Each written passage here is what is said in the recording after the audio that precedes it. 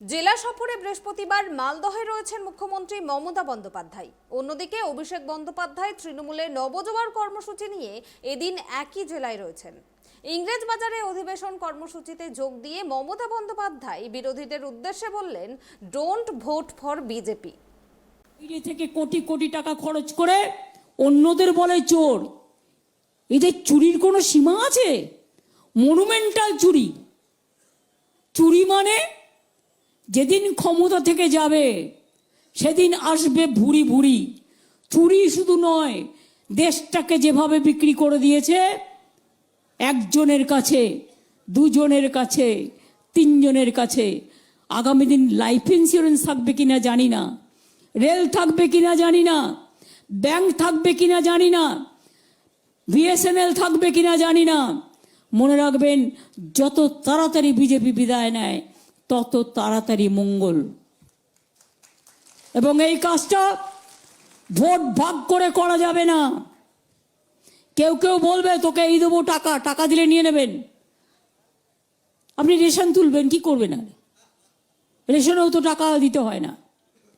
অনেকের টাকার প্রতি একটু লোভ আছে, ঠিক আছে, আপনি তো চেয়ে নেননি, সে আপনাকে মিষ্টি খেতে দিয়েছে। চোর ডাকাতের টাকা নয়, কিন্তু মনে রাখবেন এই টাকাটা কিন্তু চুরির টাকা, এটা ডাকাতির টাকা। ঈশ্বর কিন্তু কেউ পাপকে ক্ষমা করে না। আল্লাহ তাআলা কোনো পাপকে ক্ষমা করে না। ভগৎ সিংও করে না, গুরু নানকজিও করে না, জেসাস ক্রাইস্টও করে না, বিরসা মুন্ডাও করে না, কেউ করে না। সুতরাং এদের পতন অনিবার্য। এবং আমি খুব খুশি হব যদি কর্ণাটক থেকে পতনটা শুরু হয়।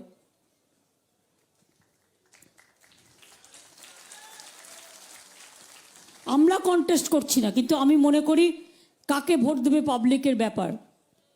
But please don't vote for BJP, এটা তো আমি নিশ্চয়ই বলবো। Don't vote for BJP. আমরা যেখানে কন্টেস্ট করবো সেখানে আমাদেরই ভোট দেবেন, অন্য কাউকে দিয়েন না। ও ভাগাভাগি করে টাকা নিয়ে কেউ কেউ আবার বেরিয়ে গেছে। আমি কখনো ভাবতে পারতাম না কোনো মুসলিম ছেলে মেয়েকে নিয়ে টাকা দিয়ে এই কেলেঙ্কারি করতে পারে। আজকে তাও করছে।